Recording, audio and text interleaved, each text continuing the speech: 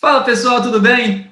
Hoje eu estou aqui no Papo de Cientista com um cara que eu admiro muito. Eu sempre disse que é um dos caras, se não o cara mais inteligente que a gente tem na educação física.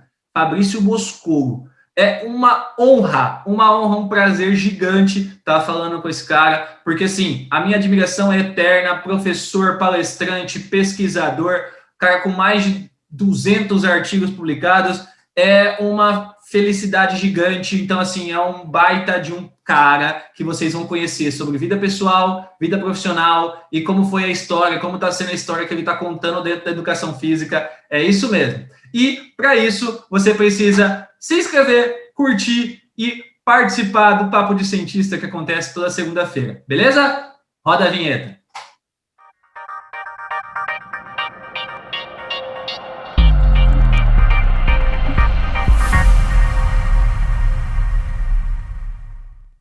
Fala, Fabrício, meu parceiro, que felicidade estar aqui com você. Eu agradeço de verdade, desde já, você aqui. E espero não, tenho certeza que a gente vai ter um baita papo aqui nesse tempo para eu conhecer a sua história. Cara, o Papo de Cientista, ele nada mais é do que assim, um momento, eu em casa, virei e falei, quer saber? Vou jogar conversa fora com os caras. E aí, tô jogando conversa fora. A ideia é exatamente essa, para que as pessoas aqui conheçam o Fabrício lá do B e o que passou e o que vem passando para ser quem é hoje. Fala, Igor, tudo bem? É um prazer poder falar contigo, uma alegria enorme. Percebo que a gente está em momentos distintos, porque eu tive que agendar essa conversa aqui, porque eu tenho encarado um ritmo absurdo. E aí é muito alegre para mim poder parar um tempo e, bom, agora o meu trabalho vai ser bater papo. Então, eu estou muito feliz com a oportunidade, com o convite. E vamos lá, vou falar tudo sem nenhum tipo de restrição. Pode perguntar e eu não vou mentir nem esconder. Cara, é bem isso mesmo, assim. Eu tava... Não que eu não tenha nada para fazer. O que não falta é coisa para fazer. Inclusive, a gente vai falar sobre isso, né?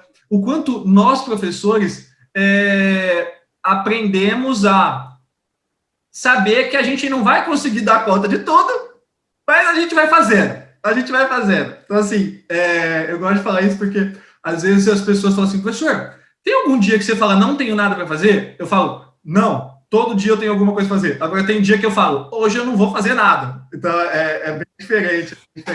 Mesmo tendo para fazer, não faz. Mesmo tendo, não faz. E você não faz com a consciência tranquila. Não vou. E é isso. Fabrício, eu gosto muito de começar a nossa conversa do começo lá, do Fabrício, e eu quero muito falar sobre isso, porque eu vi um post seu que eu achei muito, muito, muito bom e muito importante. Porque enquanto eu via um monte de gente na ocasião, em virtude do Big Brother, eu quero começar nisso. Falando que, falaram do cabelo do João, porque foi mimimi, porque é isso, porque ele não tem direito de se sentir mal, porque não compararam o cabelo dele com o Homem das Cavernas, compararam com o volume, nananana. A minha posição em cima disso é que, e eu fui uma pessoa que sofri bullying e fiz bullying, tá? Mas a minha colocação em cima disso não tem como a gente questionar o que doeu nele. Tá? Não tem como a gente questionar o que doeu nele. Independente de a gente virar e falar, pô, ele se expressou no momento errado, ele foi survina de virar e falar assim, não, vou falar isso só no ao vivo. Independente disso, a dor dele é algo que a gente não consegue mensurar por ter falado aquilo do cabelo dele. E acho que quem passou por situações como essas, isso gera empatia, de verdade. E aí você fez um post que eu achei incrível, assim, do quanto você sofreu nessa época de colégio. Acho que todo mundo passou. Eu tinha, imagina, meu cabelo hoje está grande. Antes meu cabelo era assim. Eu usava aparelho, era magrelo toda a vida, usava aparelho, óculos, E por causa do cabelo desse jeito armado, eu usava muito boné. Então eu era uma árvore de Natal. Eu era muito zoado. Muito, muito, muito zoado. Mas eu também zoava.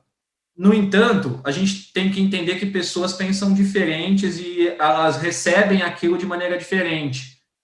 Me fala um pouquinho sobre esse episódio, na verdade, sobre aquele post que você fez, sobre a questão do bullying, sobre a questão do preconceito, sobre onde existe. Cara, é assim, ó. Eu, assim como um monte de gente, eu mudei muito nos últimos anos, saca? Tem gente que fala que o mundo não mudou, que não sei o quê. Bom, a planeta Terra continua aí, né, velho? Até quando a gente não sabe. Olha a mudança climática, a extinção de animais, entende? Então, muita gente acha que as coisas são as mesmas desde sempre, enquanto um dia mandava a carta à mão e agora digita, fala para o celular que reconhece o texto e manda automático. Então, eu particularmente mudei muito nos últimos anos, nos últimos 10 anos eu mudei muito, né? Tenho me esforçado para isso. E naquele episódio, cara, quando eu fiz o post, nem foi só por causa do João, mas foi porque muita gente criticou em dois sentidos, né? O primeiro é avaliar a dor dele, saca? Você pode questionar, saca? Isso é possível. Você questiona, pô, por que você está sentindo? Mas eu não posso avaliar se é muito ou se é pouco, porque não é o meu lugar de fala. E essa expressão, o meu lugar de fala, ela é ignorada por um monte de gente, entende? Que acha que pode se colocar como advogado, acusador, juiz, policial, o carcereiro e até o executor do troço. Então, esse é o primeiro ponto. E o segundo ponto, meu, é que tem um esquema que, para mim, é indiscutível. Embora isso, na minha opinião, tudo que eu tô falando na minha opinião, tá, Igor? Embora isso seja passível de conversa, para mim é indiscutível que a gente não tem que emitir opinião sobre o outro se ele não pergunta para a gente. Existe na nossa sociedade uma necessidade de ficar falando sobre os outros sem eles perguntarem, entende? E isso a mim incomoda porque muitas vezes as pessoas não querem saber o que você pensa dela, saca? E aí você invade o espaço do outro de um modo muito indelicado. E o último ponto daquele cenário, eu concordo contigo, algumas pessoas falaram, ele esperou para falar no ao vivo, ele esperou para falar a hora que todo mundo... Certo ele. Saca, Igor? Certo ele, porque ele falou quando todo mundo estava ouvindo. Porque se ele falasse na hora que aconteceu, ia ser mais um episódiozinho lá de mimizinho, uma discussãozinha, que só quem paga 24 horas e fica pendurado naquilo ia ver. Mesmo que alguém fizesse o recorte, colocasse nas mídias, ia ser uma discussão secundária. Aí quando o cara vai lá e mete no ao vivo, escancara, isso mostra o ranço da nossa sociedade, que se incomoda ao ver um preto tendo o predomínio na hora da fala, saca? E acusando, né, explicitando a sua dor publicamente. A gente é tão reacionário que a gente se incomoda em ver o outro explicitar a sua dor. Aí quando a mulher lá larga o moleque que se joga da janela, quando o outro mata, aí a gente fala, tadinho, deixa ele falar o que ele pensa, ver a versão dele, saca? Então, assim, a gente é tão reacionário que a gente agride o cara que fala na hora que ele deveria falar para todo mundo ouvir. Eu acho isso um absurdo do ponto de vista social. Do meu ponto de vista, a história é um pouco diferente, né? Porque eu nasci com baixo peso, e minha mãe era fumante. E eu estou falando isso porque existem evidências do que eu vou falar na sequência, né? E então com 2 anos, eu já tinha sobrepeso. Além do componente genético, né? Minha mãe trabalhava muito na rua, 3 turnos, meu pai também trabalhava muito, então eu cresci na casa da minha tia, que era boleira, então sempre tinha bolo, salgadinho, docinho, saca? E para minha tia, criança boa era criança gorda. Sim. É o papo do saudável, entende? E aí eu cresci, né, com esse componente epigenético muito forte. né, tanto do meio quanto da genética agindo sobre o meu organismo. Atrelado a isso, eu com 8 anos já era obeso, obviamente, já tinha sobrepeso, obesidade, não sei exatamente qual era a margem na época, mas eu comecei a fazer judô e dos 13, 14 anos até os 22, 23, eu fiz muito, até os 25, foi quando eu entrei no doutorado, eu fiz muitos ciclos de perda de peso. E para qualquer sujeito que tem 2 neurônios e sabe usar o PubMed, vai perceber que ciclos de perda de peso aumentam a massa corporal das pessoas, especialmente incrementando a quantidade de tecido adiposo. Existem mecanismos biológicos que explicam isso, mas o que eu quero dizer é que eu sou fruto, né, de um misto de genética e de história de vida que fez com que eu ganhasse muito peso desde cedo. E eu fui objeto de bullying, obviamente, inclusive de outras pessoas com obesidade. Eu me lembro claramente, assim, de outros gordos me chamando de gordo, baleia, rolha de poço, chupeta de baleia, manja. Então, saco de areia, assim, a torta direita. E eu cresci nesse ambiente, mas eu não cresci como um cara reativo, brigando. Por quê? Eu percebia que quem brigava, quem discutia, era mais agredido também. Então, não havia distinção, saca? Bom, se tu agride, é agredido, saca? Se tu não agride de volta, tu também é agredido. E aí eu entrei em brigas e tal durante a minha infância, minha adolescência, mas nunca por causa disso, saca? Na real, só teve um episódio na minha vida, Igor, que eu, infelizmente, perdi a cabeça, que eu estava numa escola estadual, eu saí de uma escola particular, eu estudei até a 6ª série, numa escola particular, porque minha mãe era professora, eu tinha bolsa e não pagava, porque minha família não tinha dinheiro para pagar isso, né?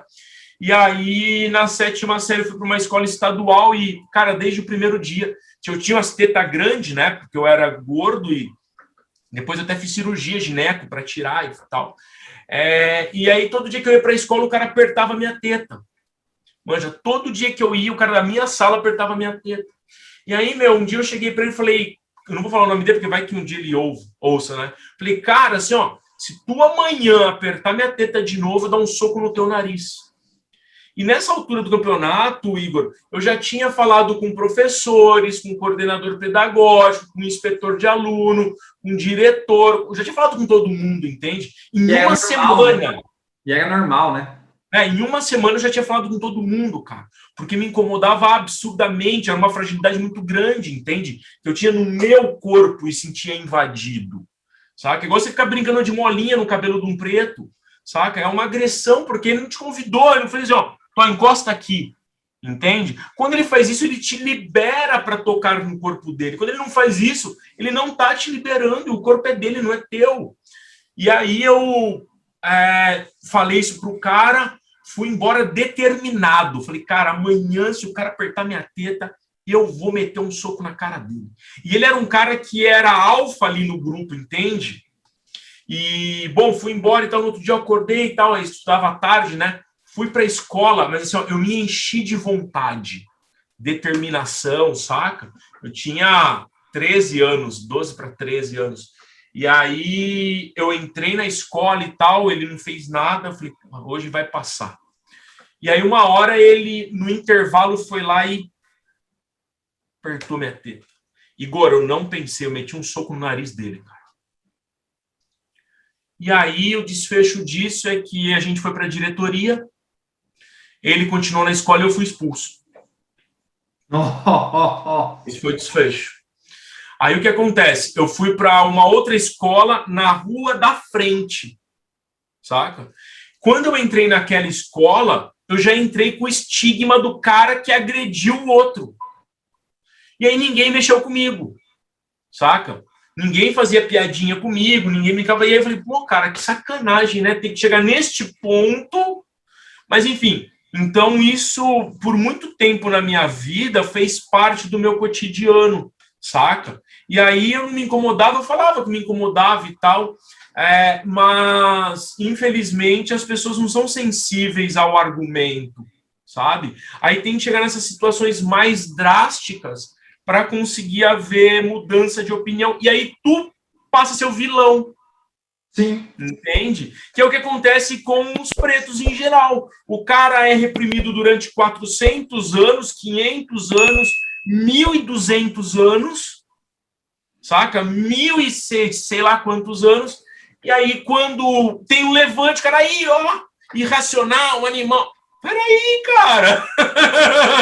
Usa o teu telencéfalo desenvolvido, meu. Nesse caso, o pior são as justificativas, né? Do tipo, mas quando aconteceu isso no episódio tal, a Globo não se expressa, agora se expressa. Sim, que bom que se expressa, né? Ia deixar ter outro, e ter outro, e ter outro, pô. Ranço. Demorou. Então, assim, demorou para se expressar, né? Mas eu acho que uma coisa que você disse é bem legal, assim, quando a pessoa que na sociedade não é vista como uma pessoa que está com o poder de voz, quando ela toma esse poder de voz, ela por uns gera empatia e pela maioria ainda gera descredibilidade daquilo que ela está fazendo. Claro. Então é muito, muito bacana mesmo. Nossa, que conversa profunda para começar. Mas vamos lá. Aí você... Porque você disse que ia ser leve, né? Não é? E aí você é expulso Nossa, essa é muito boa. Fabrício Moscou foi expulso da escola. E aí você é expulso da escola e você já está ali na 7ª série. E aí você, em que momento, virou e falou assim: olha, vou fazer educação física? Muito boa essa pergunta. Digo mais, o judô foi um dos motivos? Tá, então assim, eu comecei judô com 8 anos, né? Eu saí, antes de fazer judô, um pediatra chamava Maurício, falou para minha mãe me colocar na natação, saca? Porque natação é bom, porque a natação melhora isso, a natação melhora aquilo, não sei o quê. E aí minha mãe me enfiou na natação. Rapaz, eu ia para natação com uma sunga que sumia entre as minhas banhas, saca? Desculpa. Pode rir, fica tranquilo, fica tranquilo, pode rir. Eu ia com uma sunga que sumia no meio das minhas banhas. E imagina o constrangimento. E minha mãe não tinha percepção, saca? Então eu entrava no banheiro com os meninos para colocar a sunga e depois para tirar a sunga. Manja? E minha mãe não ia junto, eu ia sozinho lá com 7 para 8 anos. Eu imagino. E aí quando eu ia para aula, ok, eu ficava embaixo da água, lá com a água no pescoço, mas tinha mergulho, tinha outras atividades, entende? E aí uma baita de uma exposição assim, óbvio que para muita gente pode ser irrelevante, para mim não era. Entende? Não, eu imagino. E aí eu cheguei para minha mãe e falei: mãe, ó, eu não quero mais fazer natação. Eu não quero.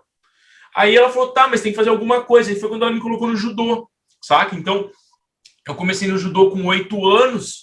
E aí, quem dava aula para mim de judô, o sensei Stanley Virgílio, é um cara que era formado técnico em agronomia, fazia medida de terra e tal, né, e trabalhou com isso a vida toda. Aí ele se aposentou e tal, e foi abrir a academia de judô dele para fazer o que ele gostava.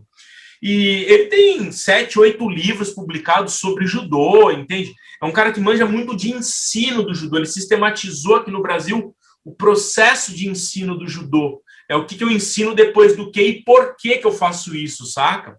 Sem ser formado em educação física. E aí, naquela 7ª série, quando eu troquei de escola, eu fui para uma escola, então, imagina, dos 8 até os 13, mais ou menos, eu estava tendo aula com esse cara, manja? De judô. Aí, quando eu entrei nessa outra escola, que era municipal, não estadual, que era a primeira, o professor, Igor, passou o ano todo dando só aula de vôlei pra gente. Sim. O ano inteiro dando aula de vôlei, saca? Ele dava aula mais ou menos, saca? A gente ficava reproduzindo uns gestos lá e ficava fazendo. Mas era só vôlei. Eu fui massacrado por aulas de vôlei na 7ª série.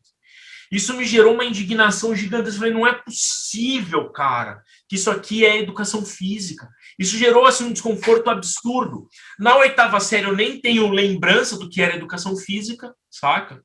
No ensino médio, já com 15 anos, 14 para 15 eu comecei o ensino médio, 15 para 16, desculpa. Bom, depois eu penso nisso exatamente. O professor, cara, ele só dava aula de basquete. Todas as aulas eram aulas de basquete. E não tinha aula, era só jogo de basquete. E o mais legal, ele jogava com a gente. Sabe? Mas ele não jogava com o professor. Tá ligado o professor que ensina durante o jogo? Sim. Não, velho, ele era jogador igual, dava cotovelado, empurrava do garrafão, saca? Pivôzão agressivo, velho. E aí, eu com 15, 16, falei, caraca, meu, o outro lá só dava aula de vôlei e esse aqui só joga com a gente. Enquanto isso, tudo eles formados, eu pensava. Enquanto isso, meu professor de judô lá, que não tem educação física, dá uma baita de uma aula, é reconhecido por todo mundo, ganha um monte de prêmio, porque ensina a ensinar. Manja? Inclusive, esse era o mote da academia, né? Aqui nós não formamos atletas, formamos professores de judô. Né? Ele ensinava você a ensinar, cara, e era um negócio muito legal. E aí, então, Igor, desses conflitos, dessa dicotomia, eu com 14 anos decido que vou fazer educação física, porque o que eu pensava? Bom, se eu tô tendo aula com esse cara que manja muito de judô e não é formado, e me dizem que ser formado melhora a prática, se eu for um cara formado em educação física e tendo aula com ele, eu vou ser o melhor professor de judô do mundo. Era isso que eu pensava em 1994. E aí você queria ser professor de judô. Na verdade, assim, portanto, com 14 anos, eu decidi que era educação física que eu queria fazer. Eu estava certo que era educação física que eu queria fazer. Saca? Quando eu entrei no ensino médio com 14, agora pensando um pouco mais calma aqui, eu me formei e tal com 14, entrei em 95 no ensino médio, né? Então, com 14 anos no ensino médio, 14 para 15, falei, é isso que eu quero fazer da minha vida, saca? E aí, nunca mais na minha vida eu mudei de opinião, cara. Nunca mais, saca? Caraca, isso é muito doido, assim, dá. Você 14 que era aquilo que eu ia fazer, e eu falei, bom, eu vou entrar na faculdade para ser, que era a tua pergunta, para ser um professor de judô. Esse era o meu objetivo até chegar na faculdade. Que demais, que demais. Aí, como que foi? Porque é óbvio, né? Você passou 3 anos nesse pensamento, mas como que foi a repercussão com a família quando você fala que você vai ser professor de educação física? Você quer fazer educação física? Eu tenho pouca recordação, tá? Porque meu núcleo familiar durante a minha infância e adolescência foi um núcleo muito complicado, saca? Depois a gente até pode falar sobre isso, eu não tem nenhum tipo de grilo com isso, então a gente pode falar sem problema, tá? Então, acontece que minha mãe, ela é matemática, e ela, na verdade, é licenciada em matemática e tal, professora a vida toda de matemática, fez pedagogia, e aí o sonho dela, entre aspas, era que eu fosse engenheiro. Manja, era o desejo da vida dela, que eu fosse engenheiro, fizesse engenharia. E aí, ok, eu fui ouvindo isso durante um tempo, antes de decidir.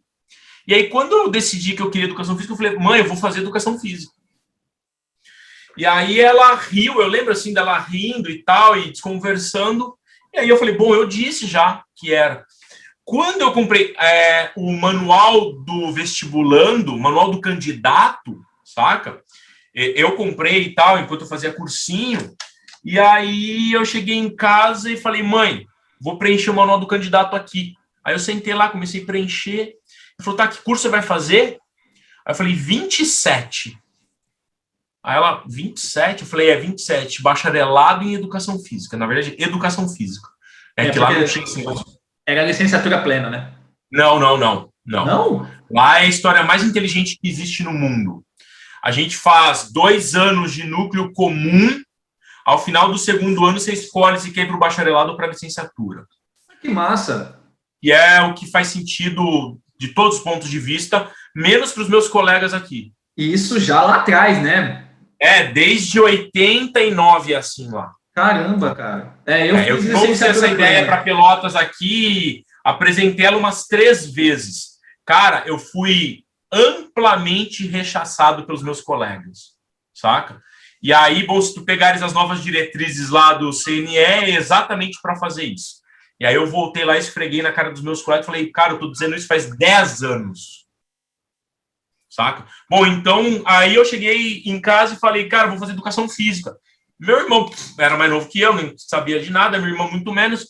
Minha mãe chorou, saca? Minha mãe chorou, cara, mas chorou mesmo. Isso eu tinha 16 anos, né? Minha mãe chorou muito, cara. E meu pai, ele falou, bom, se é o que tu quer da tua vida, vai ser feliz, saca? Tem que fazer o que você quer.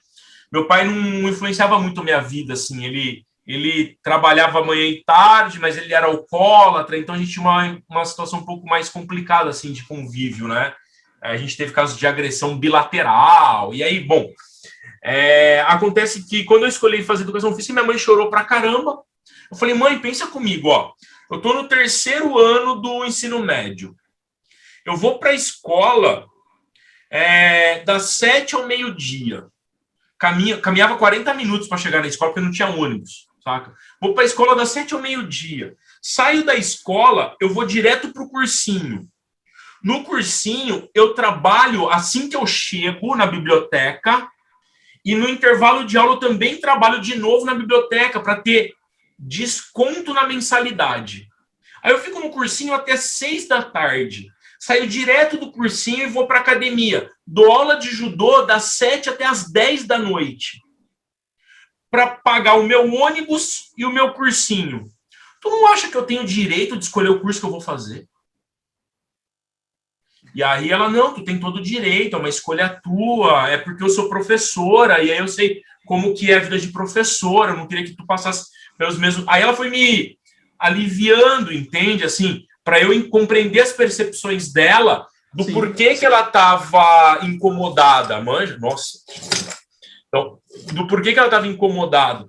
E aí eu, bom, tá bem, mãe, mas é que assim, é uma escolha minha de vida e a gente precisa lidar com essas diferenças. E ela, tá, eu vou te ajudar como eu puder, mas depois, aqui, se não der certo, não te diga que eu não te avisei.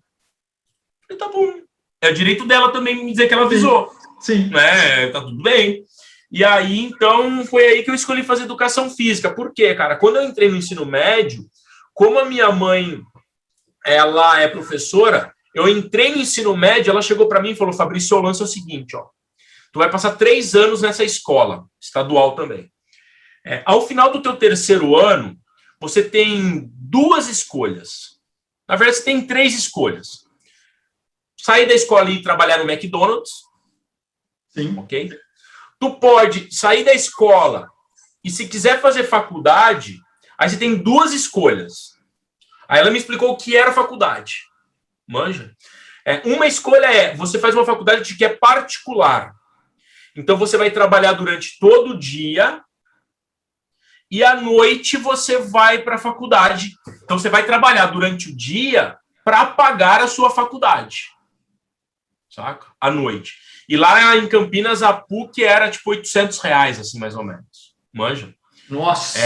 Na época. Hoje é uma vergonha. Eu tenho um colega que tá pagando R$260, cara, pra fazer educação física. Saca? Mas, enfim, não vou entrar nesse assunto agora. Aí, então, essa era a primeira escolha. E você tem uma segunda escolha, que é você leva o ensino médio muito a sério, estuda pra caramba, presta o vestibular. E se você for muito bem, você entra numa universidade pública. Aí você não vai pagar mensalidade. Só que vai estudar o dia inteiro. Tu escolhe qual... Ela nem tinha falado do curso, tá? Ela tinha falado só do sistema.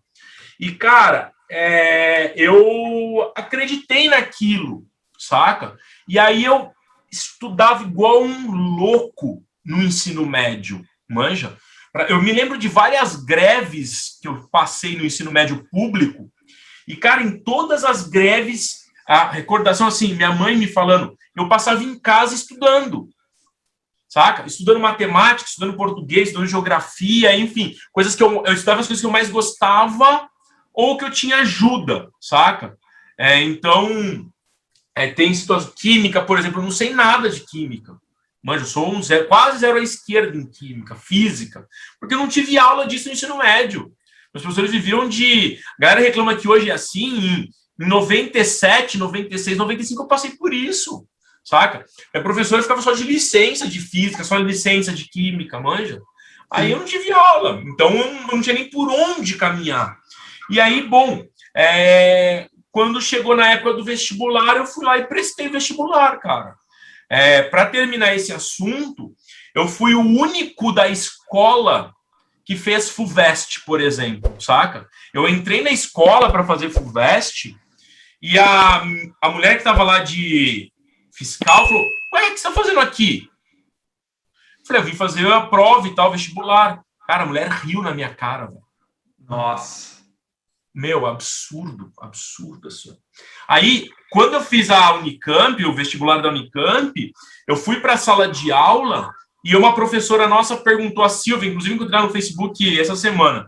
Ela falou: quem é que fez vestibular ontem? Meu, eu e um camarada levantamos a mão. Numa sala de 35, eu e o Caio levantando a mão, saca? Meu, ela ficou assim, ó, abismada, saca? E aí, bom, eu tive a oportunidade de passar em todas as que eu prestei USP, Unesp, Unicamp, né? Aí acabei escolhendo ficar em Campinas mesmo, fazer Unicamp, foi isso. Cara, que demais, assim, eu só uma passagem a respeito disso. Eu estava na oitava série e aí eu morava, minha mãe é de uma cidadezinha pequenininha, de 14 mil habitantes, e Prudente, que foi onde eu estudei, fica a 130 quilômetros de Tupi, e lá tem o Unesp. E aí na oitava série, minha professora de Química fez organizou uma viagem para a gente conhecer a Unesp. E aí eu lembro perfeitamente, eu com 14 anos, lembro perfeitamente que eu entrei na Unesp, olhei a plaquinha e falei: eu vou estudar aqui. Só que eu nem sabia o quê, porque eu não sabia o que eu queria. Eu queria estudar engenharia elétrica, depois eu descobri, eu estudei a vida inteira em colégio público. E depois eu descobri que com a física e a química que a gente tinha no colégio público, eu não ia passar em engenharia elétrica.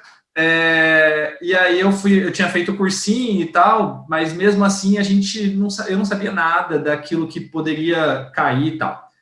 E aí eu falei: não, eu vou fazer educação física. E aí eu prestei educação física para a Unesp. E cara, de verdade, assim, até hoje quando eu volto, eu passo naquela placa, eu olho e eu lembro de mim com 14 anos, assim, olhando e falando: eu vou estudar aqui. É muito doido, porque eu passei em último na Unesp. Em último. Por que você passou em último, professor? Porque eu fui o quinto da lista de espera. E na lista de espera tinham 5 vagas. Então, eu passei em último no vestibular. Mas não tô nem aí. Eu estudei 15 dias, talvez um pouco mais. Eu acho que eu estudei uns 15, 20 dias na Unesp em Prudente. Caraca! Porque enquanto não saiu o resultado da Unicamp, da segunda chamada, né? Eu fiquei lá na Unesp cursando. E aí eu morei na moradia lá. Sim. Aquelas casinhas ali que eram... Do lado da educação física. Eram dois quartos, né? E aí tinha o quarto das meninas, que tinham 4 meninas no quarto, e tinha o quarto dos meninos, que tinham 2 camas, 2 caras dormindo lá. E eu passei 2 semanas dormindo debaixo da bancada. Saca? Debaixo da bancada. E, cara, assim, ó, a galera fazia umas festas muito loucas lá naquela moradia, na minha própria casa lá. Eu era calor, então eu não entendia nada. E assim, Igor, eu nunca bebi na minha vida, saca? Eu não sei qual é o gosto que tem álcool, manja? Nenhum tipo, nem bati, nada. E aí a galera lá enchendo a cara, eu falei: que loucura é essa, velho? A galera louca na maconha, então eu falei: não, eu não quero isso aqui pra minha vida. Deixa eu te contar uma coisa que aconteceu. Primeira semana de aula, eu tinha uma amiga, inclusive ela me adicionou no Instagram essa semana, Camila Ramos, era jogadora de vôlei também, e na primeira semana ela me ensinou como assoviava com o dedo na boca. Aí tive a primeira semana, no final de semana voltei para casa da minha mãe. Aí cheguei na casa da minha mãe e falei assim: ó, mãe, o que eu aprendi? Aí eu assoviei. Minha mãe falou assim: é isso que ensinam na faculdade? Ai, cara, é umas coisas que a gente começa a lembrar. Mas e aí, Fabrício, você entrou em educação física na Unicamp. Aliás, só mostra aquilo que eu disse anteriormente, né, cara? Porque, mas é educação física, porra, passar na USP, Unicamp, Unesp, não é para qualquer um. Realmente é uma capacidade incrível de entender tudo aquilo. E aí você entrou, começou a fazer educação física, obviamente, imagino que, naquele momento, ainda pensando em ser professor de judô, pensando em, pô, agora eu vou ser o melhor professor, porque eu já vou ser formado depois aqui e tudo mais. Me conta um pouco, assim, que momento que você virou, que momento que você começou a olhar e falar, poxa, existem laboratórios que a gente pode fazer pesquisa. Legal essa história, muito legal. É, conta um pouco sobre isso para a gente. Que momento que você começou a entrar na pesquisa dentro da educação física? É assim, ó, cara, eu entrei na educação física, eu era muito burro, saca? Muito burro. Assim, porque, eu tinha colegas que fizeram ensino médio na Alemanha, nos Estados Unidos, em Israel. Só uma coisa, desculpa que você me falou e eu não posso perder a meada. As pessoas elas têm uma visão de que na Unicamp, na Unesp, na USP, lá você tem o pessoal da escola pública, porque é uma faculdade, é uma universidade pública e não sei o quê. Cara, ela nada mais é do que uma baita de uma faculdade elitizada, porque só passa quem estudou nos melhores lugares para. Eu posso comentar sobre isso se tu quiseres, meu. Para mim é bem tranquilo, Na tá? sua grande maioria. Então, assim, as universidades públicas eu vejo como, principalmente em cursos de elite, como as pessoas mais elitizadas, realmente. E a gente volta de novo naquela situação lá da pessoa que tem cotas, né? E que até pensaram em tirar as cotas esse tempo atrás aí. Mas essa visão de faculdade pública, ela não é exatamente isso. Cara que estudou na Alemanha, cara que estudou na Irlanda. Cara, eu tive colega, meu, que ganhou carro, ganhou casa, ganhou mesmo, de o pai dar. Deu um apartamento de presente, deu um carro de presente, assim, ó, porque o cara entrou em educação física na Unicamp. Manja? E aí eu ganhei parabéns, velho, e vida que segue, saca? Então eu era muito burro lá entre os meus colegas e para você saber o dia, assim, eu teve um dia que eu chorei na sala de aula, 2 dias que eu não me esqueço da graduação. Um dia eu chorei, um dia eu dormi na sala de aula, saca? O dia que eu chorei, fui para a prova, professor Ídico Pellegrinotti, o Deco, tá? Professor na Unimep hoje em dia. Se aposentou na Unicamp, foi para a Unimep. Cara, o Deco meteu uma prova com um artigo em inglês. A gente tinha que responder as perguntas lá do artigo em inglês. O artigo em inglês na prova. É. Aí tinha as questões lá, a gente tinha que ler no artigo e responder. E aí eu olhei para ele e falei, Deco, eu não sei inglês. E o Deco é um cara super sensível, manja, assim, ele é super compreensivo e tal. Falei, Deco, eu não sei ler inglês.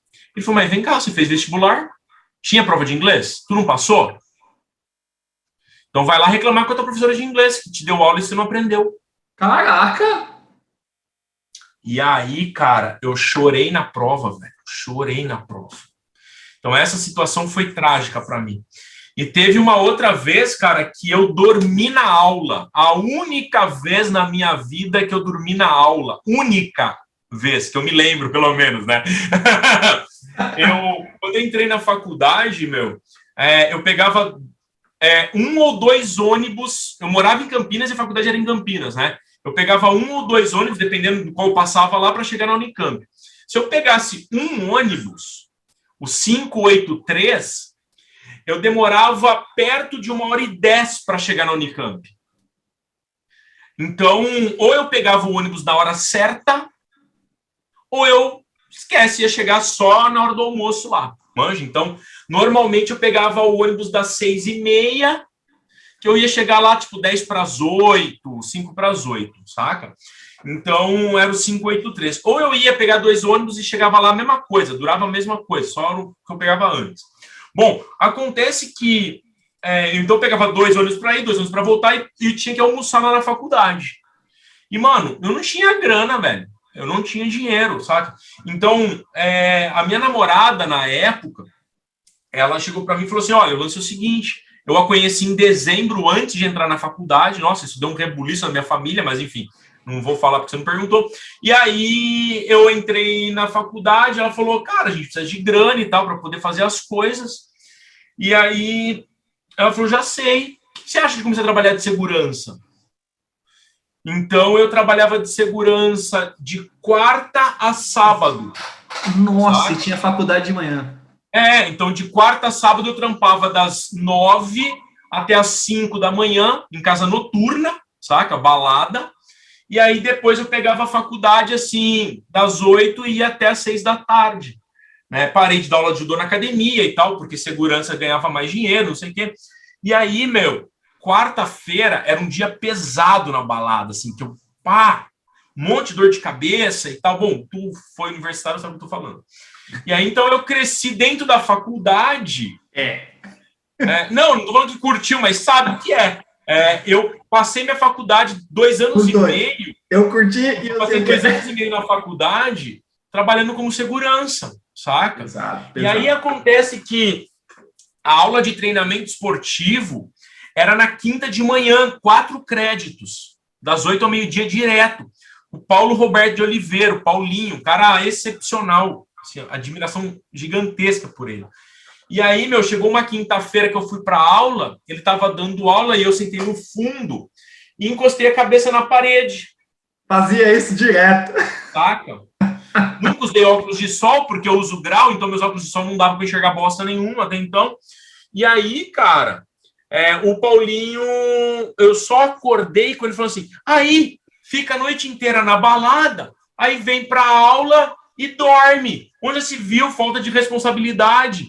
É reflexo do investimento do dinheiro público, do pagador. E assim, ó. Descascou. Do ponto de vista do dormir, ele tinha razão. Não se faz isso. Do ponto de vista do acusar, né?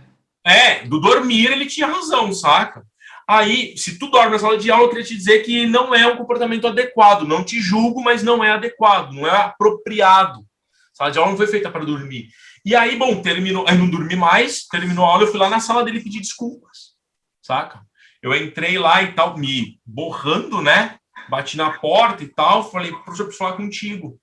E aí eu fui lá e contei por que eu dormi na aula. Cara, ele ficou visivelmente constrangido, mas ele é um cara muito durão, saca? O Paulinho era um cara muito durão. Então, aí a nossa relação mudou a partir daí, saca? Aí acontece que essa era a minha rotina cotidiana. Quando eu entrei na facu, eu já comecei a dar aula de judô na hora do almoço, lá dentro, num projeto de extensão. Aí depois eu fui bolsista e tal, ganhava 200 conto por mês no projeto de extensão e não sei o quê. Bom, no final da graduação, Igor, eu tinha TCC para fazer. Aí eu procurei um cara para orientar meu TCC, não vou falar os nomes também, porque é complicado.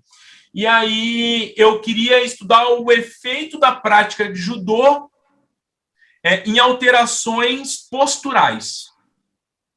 Sabe? Vão fazer judô, muda a postura da pessoa. Pô, até hoje esse tema é da hora de ser investigado, velho. Mas eu paro para pensar e falo, caraca, mano, olha a ideia que eu tive. Mas deixa eu fazer uma recuperação rápida, que é um parênteses que eu não posso perder, tá? É assim, ó. No primeiro semestre de faculdade, eu tinha aula de ginástica artística com a Vilma Leninista Piccolo, uma mulher excepcional, autora de um monte de livro de ginástica, de educação física, Vilma Piccolo. E aí, cara, o trabalho final na graduação lá da disciplina de ginástica era apresentar um trabalho. Tu poderia apresentar o trabalho que tu quisesse. Era livre. Tinha 2 provas, uma prática lá de rotinas e essa aí que era a apresentação. Então, por exemplo, um camarada meu fez anatomia da prova de argolas, a outra fez a especialização precoce na ginástica artística. Cada um foi fazendo uma coisa diferente. Sabe? Tinha de tudo. E aí eu nem sabia que existia ginástica. Porque eu vim de escolas que não oportunizavam isso. Manja?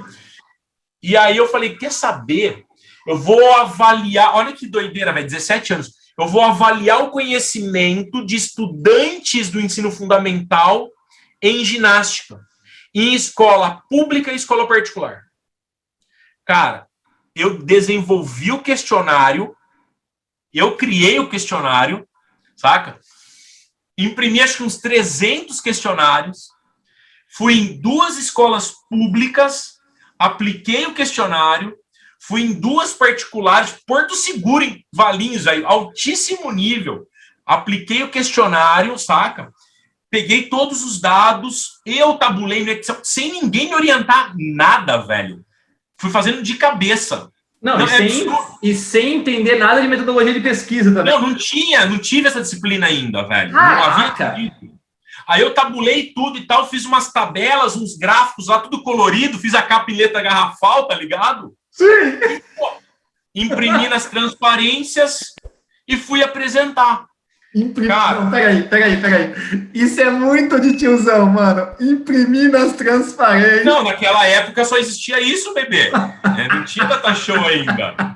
Eu fiz a faculdade sem Google, sem Wikipédia. Você que tá aí com menos de 20 anos, transparência era o nosso PowerPoint. Na verdade, eu fazia a transparência, é o nosso data show. Isso.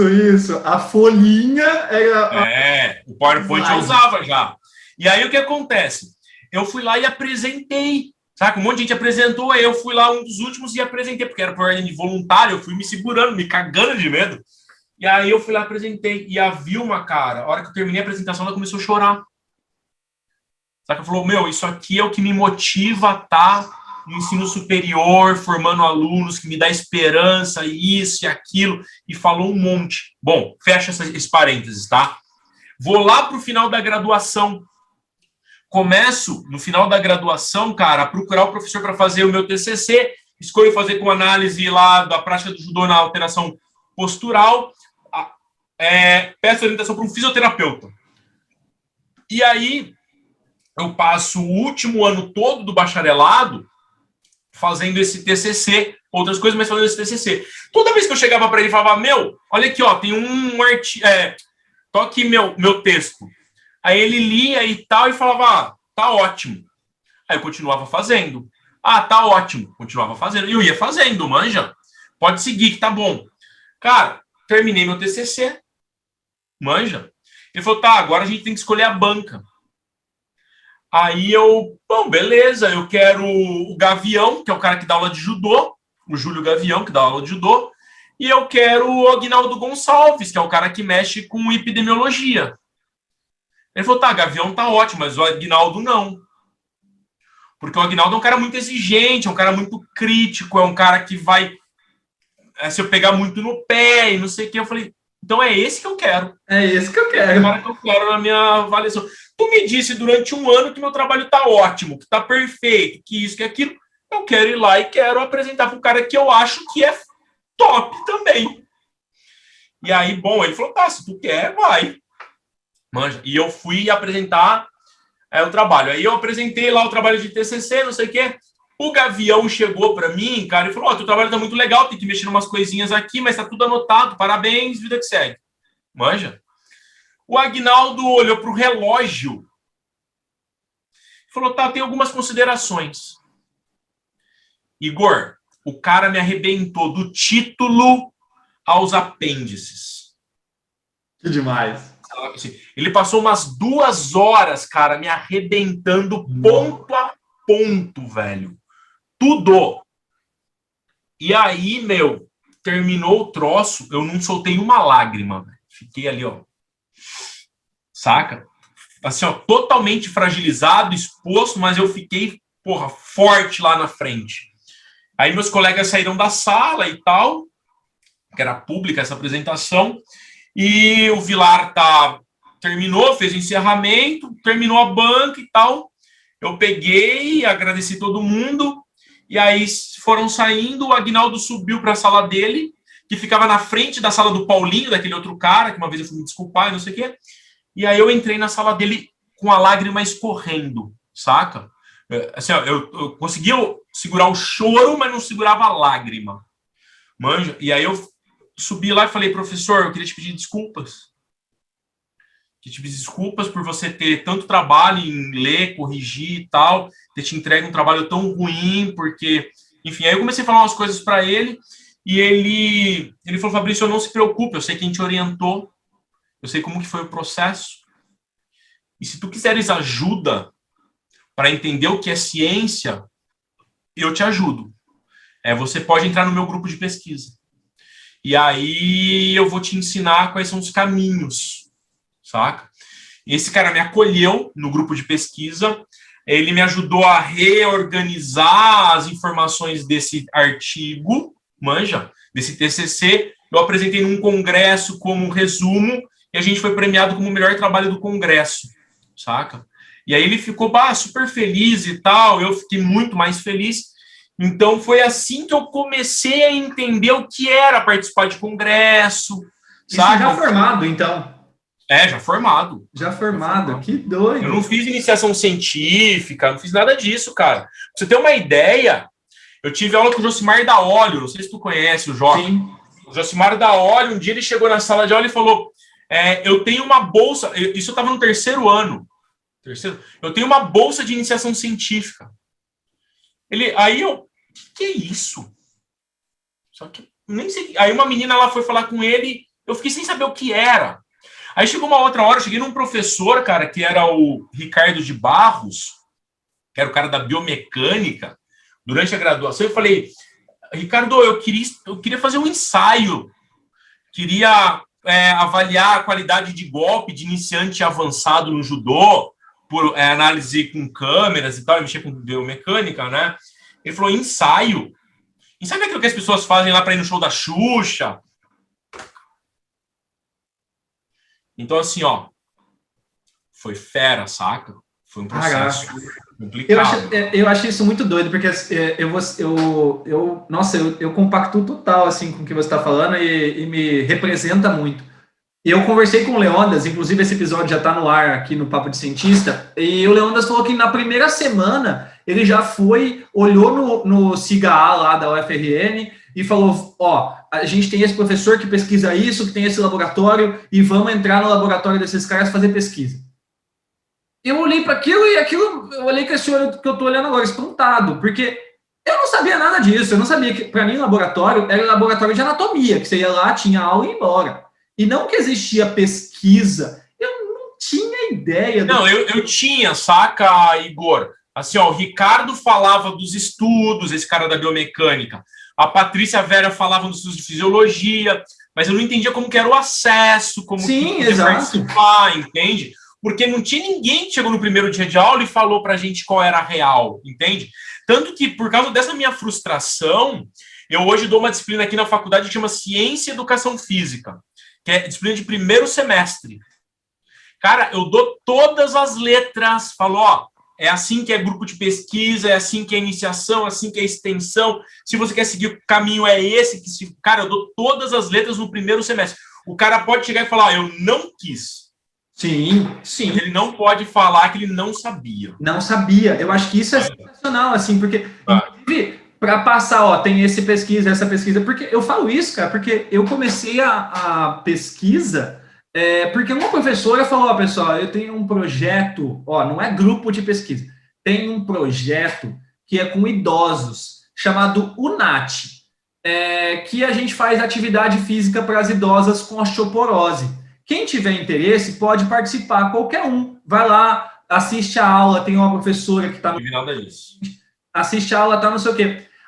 Foi aquilo que eu olhei e falei, vou fazer então. E aí eu comecei aí, isso no segundo ano. Aí, hora que eu entrei, aí você começa a conversar com os alunos mais velhos, terceiro, quarto ano de faculdade, e aí esses alunos falam, não, porque tem o Ismael, tem não sei quem, tem não sei quem, e você fala, existem outras coisas, então, peraí. Mas isso é um problema meu, saca, Igor? Porque assim, eu passei, como eu falei, eu namorava no começo da graduação já entrei na faculdade namorando, e eu sempre fui um cara muito tímido, muito introspectivo.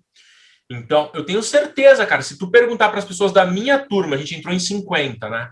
Se alguém lembra de mim, é provável que 2/3 não lembrem de mim.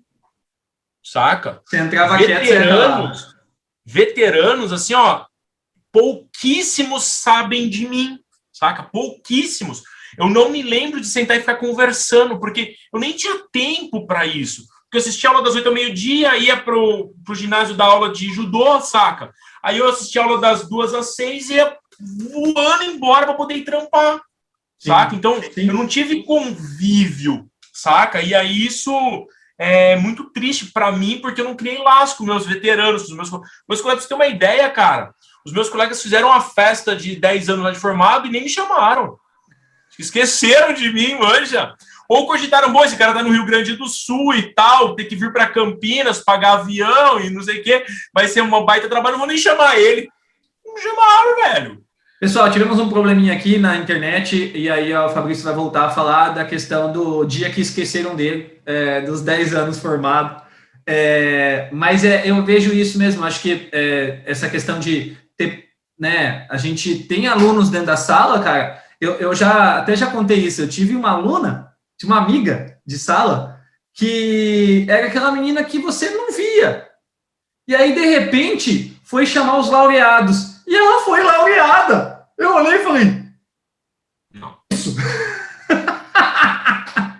E hoje ela é professora da Unesp, doutora, tampa, ela nossa, eu vejo uns artigos, ela acabou de publicar um artigo junto com um amigo chamado Ítalo, uma revista top das galáxias, assim. Então ela é uma baita de uma profissional, mas não era essa pessoa que espalhava para todo mundo e contava para todo mundo e fazia e refazia, não sei o que, não, ela era na dela ali. E aí, assim, foi assim minha graduação toda, saca? O tempo todo, mas não me arrependo, não. Acho que cada um leva a vida de um jeito. Esse foi o jeito que eu levei, porque eu tinha outras prioridades. Como eu não curtia muito balada, não bebia, já namorava, sobrava pouco para ficar fazendo ali, manja. Então, sim, acaba que eu não tive muitos contatos. Aí, o que acontece? Esse cara me chamou e tal, o Aguinaldo, né, o meu orientador, e aí eu fui trabalhar com ele, no grupo de pesquisa, inclusive. Então, eu estava formado, eu estava no limbo, porque eu era bacharel, saca? Lá na Unicamp a gente pode pedir reingresso e continuar na licenciatura ou vice-versa. Aí eu pedi reingresso para a licenciatura em 2001, manja? Sim. E aí, para saber o que eu faço da minha vida. Porque eu já dava aula de judô e tal, já estava bem, cara. Eu tinha parado de trabalhar de segurança, já dava aula de judô, já tinha aluno de personal, já era coordenador de uma academia, enfim, já trabalhava no chão de academia, manja? Então já tinha trampo, assim, já estava vivendo com o meu dinheiro. E aí entrei na licenciatura para poder continuar e ver qual era o desfecho final do processo. Por quê? Porque o cara me chamou para o grupo, e aí abriu minha mente, viu que tinha outras possibilidades. Que eu poderia fazer mestrado, mas que eu poderia fazer doutorado, etc. Mas eu estava distante disso ainda, tá, Igor? Estava muito distante disso. Aí acontece, em 2002... no final de 2002, abre o processo seletivo para o mestrado e doutorado lá na Unicamp. Você estava formado há quanto tempo? Não, me formei em 2001. Ah, tá. Então, um ano depois. Eu comecei a fazer a licenciatura e já apareceu essa parada aí. Aí eu tinha um camarada que estava fazendo mestrado lá na Unicamp comigo. Eu não estava no mestrado, meu camarada estava, o Leonardo Mataruna. Manja, cara super forte na área também, hoje mora nos Emirados Árabes. E aí o Mataruna começou a me ajudar em algumas coisas, falou, Fabrício, é importante você publicar, é importante escrever, vamos escrever um capítulo de livro, saca? Vamos fazendo essas coisas. Aí o Rodrigo Ribeiro, Covil, estava fazendo uns estudos de tempo, um movimento no judô, eu comecei a ver as coisas, manja? Não estava nelas, mas comecei a ver essas coisas. E aí publiquei um capítulo de livro com o Mataruna, 2 capítulos de livro com o Mataruna, um resumo em congresso e tal. Aí já tinha o resumo lá que eu publiquei do meu TCC, lembra? Que eu ganhei um prêmio, não sei o quê. Lá naquele evento eu já mandei mais uns 2 ou 3 diferentes. E aí, objetivamente, cara, em 2002, eu saio o edital, o professor chega lá no grupo de pesquisa e fala, quem vai prestar mestrado ou doutorado? Aí a galera levanta a mão e eu falo, eu quero. Nem sei o que é, mas eu quero. Saca? E aí, ele fala, tá, mas assim, ó, no mestrado tu não vai entrar. E aí eu, como assim não vou entrar? Eu falo, não, porque a vaga do mestrado é do Rafael. E eu, tá, vaga do Rafael é do Rafael, que manda, né? Eu obedeço. Então, por que você perguntou? Não, é porque outros podem prestar com outros orientadores, entende? Necessariamente não saber todo mundo. E aí eu falei, tá, então, beleza. Mas eu falei, mas eu vou prestar mesmo assim. Eu quero me preparar para isso, eu quero aprender como é esse processo, então eu vou fazer o processo. E aí, Igor, fui lá e fiz o processo, cara. Bom, na entrevista, tive que ler um monte de livro em inglês, artigo em inglês, e foi quando eu aprendi a ler inglês. saca? E para mim é o melhor método, velho. Só aprende a ler inglês lendo em inglês. Eu traduzia palavra por palavra no dicionário, saca? Artigo inteiro, aqui do meu lado, ó, artigo inteiro. Palavra por palavrinha que tá aqui, ó. No dicionário eu traduzia, manja? Para aprender essa língua, esse idioma. E aí, entendo perfeitamente. Foi assim que eu aprendi inglês, velho. Não tinha dinheiro para escolinha, professorzinho, não, velho. E aí, bom, fui lá para entrevista, passei até entrevista. Na entrevista, cara, 3 pessoas. O Aguinaldo, o meu orientador de TCC. Nossa. E uma professora que é Consolação. Bom, o Aguinaldo chegou para mim e falou: Fabrício, eu nem tenho pergunta, porque como eu não tenho vaga, eu não quero, enfim, saber de nada específico, porque, enfim, eu já estava com a vaga preenchida. A Conceição, a professora, a Maria, o primeiro nome dela, ela falou: Fabrício, eu já tenho vaga, já tenho candidato aqui, mas me fala um pouco sobre imagem. Pessoal, tá. Internet, não tem jeito, a gente voltou, e aí agora o Fabrício vai continuar. Você estava falando da mulher que ela pediu para você falar sobre... Ela pediu para eu falar sobre imagem corporal, aí eu falei lá um pouco sobre imagem corporal e tal, e, bom, chegou a hora do último cara. Ele falou: Fabrício, eu tenho uma vaga, ele não falou que estava preenchida, fala para mim quais são eu não lembro exatamente, tá, mas quais são as 5 cartas de promoção da saúde e os seus conteúdos? A Alma-Ata, a Otaia, a Ottawa, a Jacarta, tem umas cartas de promoção da saúde da OMS. Tu, pela tua cara, não deve nem saber o que são. E aí, eu tô brincando, pô. Eu conheço a Ottawa, por exemplo, mas assim, o que eu tô espantado, essa cara de indignação, é o conteúdo. E aí eu falei algumas coisas lá, óbvio, eu falei merda, né? E, bom, no final das contas, Igor, saiu o resultado. Adivinha o que aconteceu? Não passei. Não passei. Ele achou que o seu mestrado ia ser em cima da carta de promoção de saúde. Por favor. Não passei, cara. Bom, ainda não fica com raiva. Relaxa, se abstrai. Não, já tô. Aí, besteira. Nos dias seguintes, saiu o resultado e tal, fui para a reunião do grupo de pesquisa como se nada tivesse acontecido. Saca? Cheguei no grupo com meu caderno, minha agenda, meu material, a reunião rolou e eu tava lá assim, ó, inabalável, manja? Porque meu professor me disse que eu não ia passar com ele, então para mim tava tudo bem. Sim. Manja? Eu sabia que não ia passar com ele, e aí eu tava tranquilo. Bom, na semana seguinte... Vou para a reunião do grupo de pesquisa, e aí chego na reunião, o Aguinaldo chega para mim e fala assim: Fabrício, você quer fazer mestrado? Falei: quero, tanto que eu prestei. Então tá, o Rafael desistiu da vaga porque ele vai fazer medicina, então eu vou passar a vaga para ti, porque tu é o primeiro suplente dele. E aí, só que você vai ter que fazer o projeto que ele escreveu. Falei: tá bom, eu faço, cara. E aí eu entrei no mestrado, cara. Primeiro mês, bom, então peguei um projeto que era qualidade de vida e aptidão física de intoxicado por mercúrio, manja? Nossa. Estudei, me dediquei, publiquei 3 artigos sobre o assunto, saca? Enfim, cara, 2 fatos são importantes para responder a tua pergunta de meia hora atrás, que é o que me levou para o meio científico e etc. O Aguinaldo chegou para mim e falou: Fabrício, a gente tem um artigo que foi reprovado na Revista Brasileira de Ciências do Esporte, do CBCE, sobre lesões no judô. Você quer arrumar esse artigo e mandar para uma outra revista? E aí a gente submete, tal, o teu nome vai no meio do artigo. Eu falei: tá bom, eu vou trabalhar nele. Peguei o artigo, fui em casa, trabalhei. Porra, passei 2 semanas trabalhando no artigo, porque lá era tudo com prazo, assim, super apertado. Cheguei para ele, entreguei o artigo, estava pronto, né? Ele corrigiu e tal, ficou pronto. Ele falou: tá, e agora? Onde a gente vai submeter? Falei: cara, eu quero submeter para a Science at Sport, aquela francesa. Aí ele: ué? Não, é assim que funciona, Fabrício. Tu tomou pau numa revista, sei lá, B1, tu desce para uma revista B2. Não existe isso de você sair de uma B1 e submeter para uma A2. Isso não funciona, não é assim que funciona. Falei, mas Aguinaldo, assim, ó, o artigo tá bom, a gente vai submeter para ela, e se der certo, beleza, se não der, a gente desce, tudo bem? Ele falou, aí ele riu, cara, falou, tá, tudo bem, vamos.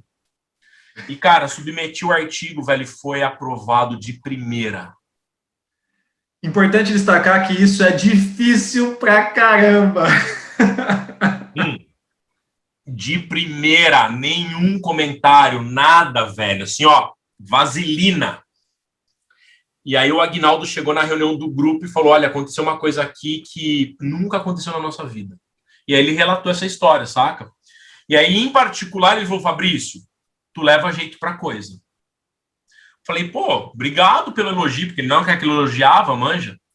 E aí, bom, passou mais um tempo, um dia a gente estava numa reunião do grupo, todos os alunos do grupo de pesquisa tinham que dar aula nas disciplinas do Aguinaldo.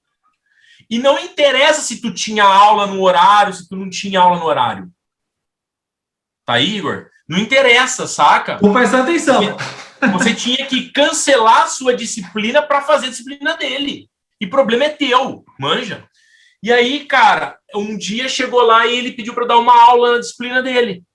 A disciplina de saúde coletiva e performance humana, a disciplina. E eu tinha que dar aula sobre aspectos epidemiológicos da força muscular. Nossa! Manja.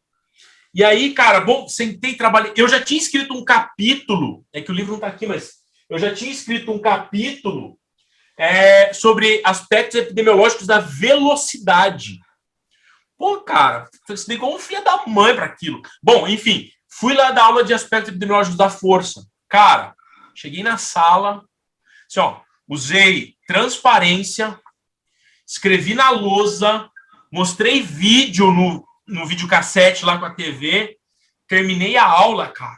A turma tava assim, ó. Foi a primeira aula que eu dei teórica, manja, na minha vida. Aí terminou a aula, todo mundo foi embora, a galera do grupo foi embora, o Aguinaldo falou, espera aí, Fabrício. Ele chegou para mim e falou, olha, eu sei que você quer ser professor de judô, mas não faça isso. Tu nasceu para ser professor universitário, cara. Não interessa os teus planos, é essa carreira que você tem que seguir. Muito forte, hein? E aí eu abandonei tudo e falei, então vai. Não parei de dar treino, não fui preparador físico, sabe? Fui personal, coordenei academia, fiz tudo na área. Mas o que eu escolhi seguir foi a carreira acadêmica, porque um cara que eu respeitava muito, respeito até hoje, mandou para mim uma dessa lá na letra, saca? Foi assim, Igor. Cara, você vê o poder que um professor tem, né, Fabrício? Impressionante isso. Eu acho que eu demorei para entender isso. Hoje eu entendo muito mais, assim, o quanto que a gente... Esse não é o nosso papo, tá? Mas eu tenho histórias de mudança de vida a partir da educação física que em meia hora eu te faço chorar, cara, saca? O poder transformador de um docente, de uma docente, é incrível. É incrível. E por isso que a gente é tão mal pago, tão mal avaliado, tão mal respeitado, entende? Não nos dão credibilidade porque o nosso poder é tão grande e se a gente fizer uso dele com todas as nossas forças... Cara, é assustador, assim. Eu falo porque eu comecei a dar aula com 27 anos. Eu não tinha a maturidade, obviamente, que eu tenho hoje. Tem 8 anos que eu estou trabalhando com isso, assim. Mas eu acho que foi muito mais o que a rede social me mostrou do que qualquer outra coisa, assim, de depoimentos de pessoas que mostraram quanto que eu mudei a vida dela, a maneira como ela encara, vida financeira, mas isso é de um poder de relatos, assim, eu sei que você tem muito mais do que eu, mas, assim, de relatos de pessoas que viram e falam, professor, estou fazendo mestrado por tua causa. Claro, sim. Você vira e fala, caraca, que... E aí depois a gente começa... Porque a gente acaba vivendo e não prestando atenção, né? Mas, por exemplo, ouvindo a sua história, mais do que confirma que, pô, olha o poder que um professor tem de mudar a vida de alguém que Sim. ia levar para o judô, e eu não tenho dúvida de que você seria bem sucedido, né? Para você seria bem sucedido, virar a vida e falar, não, meu professor falou, eu vou fazer isso. Então, é um poder gigante, assim, gigante realmente Igor, que a gente tem. eu vou fazer uma interrupção porque, assim, ó, fato para linkar com o meu parênteses, tá? Para você não tirar ele da nossa conversa. Eu nunca parei de dar aula de graça nos projetos de extensão dentro da Unicamp, sem bolsa.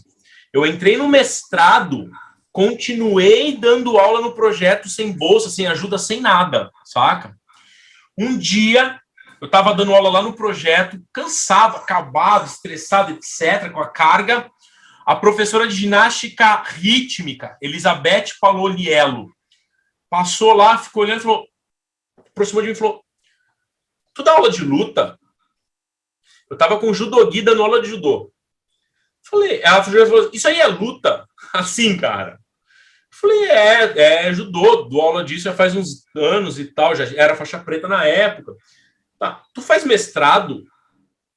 Falei, faço mestrado com o Aguinaldo. Tá, então assim, ó, eu tenho uma colega que está contratando professores numa faculdade particular. E ela quer um professor de lutas. Vai lá e fala que eu te indiquei. E aí eu, cara, não acredito. Tá. Chegou a hora, marquei lá com a secretária e não sei o quê, da coordenadora. E aí me arrumei, coloquei minha roupa mais linda que eu tinha. Sem brincadeira, Igor. Bati na porta. Nossa. Bati na porta, cara. E quando eu abri, sabe quem estava sentada lá? A professora de ginástica artística. Caraca! Caraca! Aquela mulher de lá de trás que fez você fazer a pesquisa do nada. E aí ela falou, a gente não precisa conversar. Tu é o nosso novo professor de lutas. E acabou, velho. Conheceu você na hora, obviamente. Foi assim que eu comecei a dar aula no ensino superior. Caraca, que da hora, velho. Assim eu comecei a dar aula no ensino superior. É muito doido isso, né? Eu sempre penso nisso, o quanto que a gente pode ajudar os outros em retribuição ao quanto ajudaram a gente, sabe? O quanto acreditaram na gente, assim. Cara, eu tava contando essa história agora há pouco. Eu chegava na faculdade de short, chinela havaiana, camiseta regata e boné para trás. O dia que meu professor virou para mim e falou assim, tu vai fazer mestrado comigo, mas você nunca mais vem na faculdade desse jeito. A partir de hoje, você só vem na faculdade de calça, jeans, tênis, camiseta, de manga e sem boné. A partir de hoje, é só assim que você vai vir na faculdade. Lembrando, tá? Eu já não estava mais fazendo faculdade, não tinha mais aula prática, nada disso. No laboratório, você só entra assim. Professor, mas isso não tem nada a ver. Isso as pessoas não podem me ver com a maneira como eu me visto, mas no tanto que eu conheço, do meu conhecimento, não sei o que.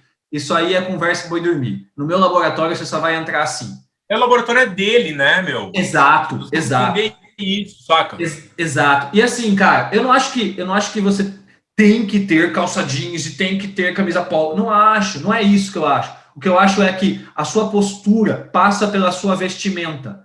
E estar adequadamente vestido para a ocasião faz com que as pessoas te vejam de uma maneira séria. Eu acho que assim, Igor, que esse é um assunto muito polêmico, saca? Eu particularmente acho que as pessoas devem se vestir como elas sentem bem, tá?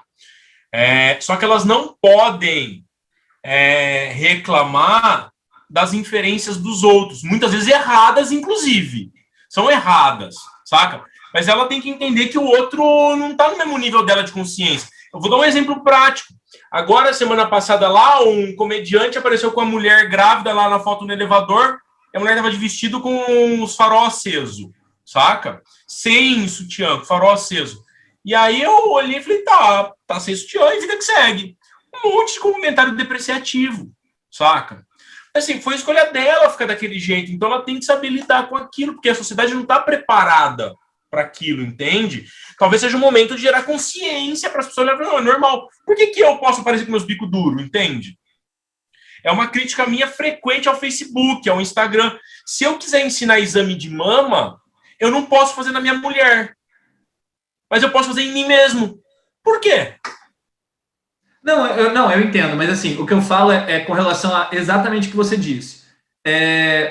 qual é a postura que você quer passar para os outros. E não adianta, né, cara? É óbvio, um cara igual eu era, imagina dentro de um laboratório, chinelo, short, camiseta regata e boné para trás. Eu não estou vestido adequadamente. Mas não é apropriado, não é apropriado. Não é apropriado para aquela situação. Então, assim... Mas, ó, eu vou fazer um parênteses nesse cenário de novo. Meu casamento, tá? Meu casamento, eu fui de calça social, manja, paletó lá, a minha gravata, velho, era dourada. E eu entrei de tênis. Tênis dourado. Sim, mas...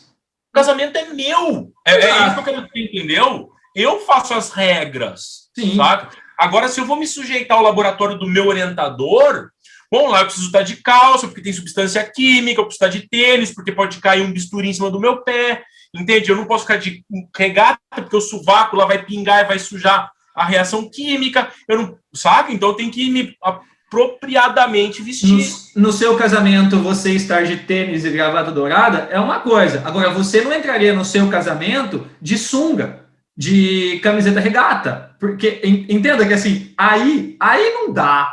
Aí não dá, entendeu? O casamento é meu. Sim, não, mas cada um pode pensar. Que mas, assim, ó, é um ponto passível de discussão, saca, Igor? Porque eu não entraria de sunga e regata no teu casamento. Ah, sim, entendi. No teu eu não entraria. No seu você... Eu entendo o que você quer dizer. Eu entendo assim, é o meu lugar, é o meu momento, eu faço o que eu quiser. Eu acho que tem lugares apropriados para cada uma das coisas, e tem uma coisa muito legal que você disse, que é o que as pessoas vão ver a partir daquela postura que você tem. Estando preparadas ou não, a discussão é outra, a gente depende dessa visão dos outros para, no começo da carreira, crescer, ter uma facilidade maior nesse crescimento. Então, concordo. Mas aí, voltando para esse assunto que você disse, dessa professora muito legal, o quanto que esses diálogos que transcendem sala de aula e transcendem conhecimento técnico faz com que a gente mude as pessoas dentro da educação física, né? Faz com que os professores mudem os alunos, ajudem os alunos, conscientizem os alunos e evoluam os alunos dentro da educação física. Isso é incrível, assim, e eu tenho visto nessas conversas o quanto que a gente tem mais ou menos a mesma linha. Primeiro, a gente entra na educação física por causa do esporte. Segundo, a gente se muda, né? A gente muda na educação física por causa de um professor. Então, é o poder que os professores têm de poder mudar vidas, assim, é muito... Lembrando que a gente está contando as histórias dos vencedores, né? Sim, tem isso, claro. Eu acho que eu posso fazer a minha culpa. Eu tenho certeza que esse meu jeito de antigamente, e você começou falando sobre isso, que você não é o mesmo há 10 anos atrás. E, obviamente, eu não sou o mesmo de 5 anos atrás. Eu tenho certeza que esse Igor de antigamente, ele provavelmente foi um Igor que fez muita gente ter raiva de educação física também. Por erros que eu cometi, por não entender a importância que eu tinha na vida de alguém, sabe? Então, é bem colocado, inclusive. A gente está falando daqueles que tiveram vitória, né? Mas quantos será que não desistiram da profissão em virtude de algum professor filha da mãe, assim, né? É uma situação delicada, mas, enfim, de qualquer sorte, é consenso que existe um poder transformador na vida de cada professor. Saca? Isso não é indubitável. Cara, para a gente ir levando a nossa conversa assim, que momento que você virou professor, aula particular, nas faculdades particulares, tá? Que momento que você virou e falou assim, vou entrar aí, vou dar aula aí, ó, na universidade pública que eu quero dar aula, Que momento que você cara, é isso? Assim, cara, é louco que eu vou dizer, porque as ideias meio que se misturam, né?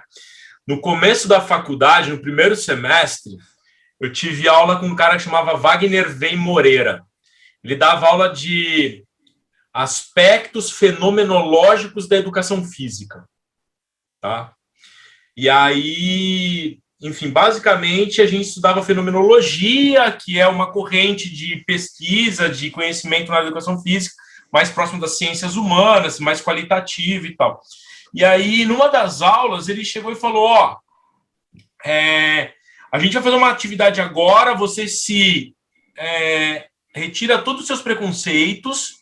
Eu já comecei a rir, né? Que dedo falar isso, já vai dar merda. Que é o imaginário popular, né? Dança do macaquinho. E aí... aí eu falei, tá, vamos... Ele falou, é o seguinte, pega uma folha de papel, um lápis, escreve teu nome, a data de hoje, e fecha os olhos e pensa um tempo na tua vida. Agora eu quero que você coloque seus objetivos para daqui a um ano. Daqui a um ano, onde você quer estar? E aí depois ele fez a mesma coisa para 5 anos e a mesma coisa para 10 anos. E eu, cara, na ingenuidade, falei, não, daqui 10 anos eu quero ser professor universitário. Manja. Chutei lá, sei lá, na hora veio. Você vai falar, mas você não queria ser aula de judô? Eu falei, tá, mas foi o que eu pensei na hora, saca? E aí, quando o Aguinaldo me chamou e me deu aquela letra de ir para o ensino superior, não sei o quê, eu falei, pô, top, é isso que eu vou seguir. Aí, quando a Vilma me contratou, ela falou, Fabrício, eu venho para cá. Assim, foi engraçado, primeiro semestre eu tinha uma disciplina, segundo semestre 2, terceiro semestre 3, quarto semestre 4 disciplinas, 5 semestres 5, sexto semestre, saca, lá dentro, no terceiro ano, eu já estava com todas as noites dando aula. Manja? E aí, assim, eu fiquei 5 anos lá, né? No terceiro ano, eu comecei a ver meus colegas serem demitidos, saca? E eu comecei, eu não me preocupei, porque eu estava aumentando a minha carga horária, então eu não me preocupei muito com isso. Mas eu comecei a ver que tinha alguma coisa que não funcionava bem, e eu aprendi muito cedo, Igor. Você só é útil para a iniciativa privada enquanto você não é custoso para ela. Sim. Só acabou. A gente fala, não, porque o dono de tal empresa gosta de mim. Não interessa. Se você está me ouvindo aqui, a iniciativa privada foi feita para dar lucro para o dono. Pense o que você quiser. Enquanto tu é vantajoso para o dono, tu tá lá. Quando tu não for mais vantajoso, não estará. E não interessa o quanto ele goste de ti. É muito simples. Saiba tirar proveito disso, inclusive. Esse é o ponto central. Aí o que acontece? Um dia eu cheguei para a Vilma, aí eu entrei no doutorado e tal. No fim do doutorado, eu cheguei para a Vilma e falei, Vilma, o lance é o seguinte, eu amo dar aula aqui dentro. Eu sou muito feliz, porque eu consigo fazer outras coisas e tal. Minha vida era muito louca, pra você ter uma ideia rapidão, tá? Ó, final do doutorado, 2007, 2008. Eu acordava às 5 horas, dava aula de judô das 6 às 7 e seguia de hora em hora até meio-dia.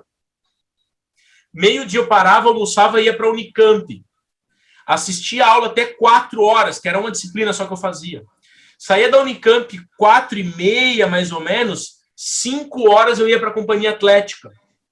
Dava aula de judô das 5h30 até 6:45. Saía 6:45 da companhia atlética, ia para a Metrocamp, faculdade, dava aula das 7 às 11 da noite. Nossa! E fazia isso de segunda a sexta. E que hora escrevia o projeto? Fazia isso de segunda a sexta. Caraca. Aí, final de semana, ou eu estava dando treino de judô para a seleção de Campinas, que eu era preparador físico, ou eu estava em competição com os meus atletas. Aí chegou uma hora, Igor, eu falei, cara, essa vida é muito cansativa, velho. Eu estou produzindo, eu estou trabalhando muito e produzindo pouco, saca? Aí, bom, tava terminando o doutorado, eu cheguei para Vilma e falei, Vilma, o lance é o seguinte, ó, eu amo trabalhar aqui na Metrocamp. Eu me sinto super bem, super acolhido, super confortável.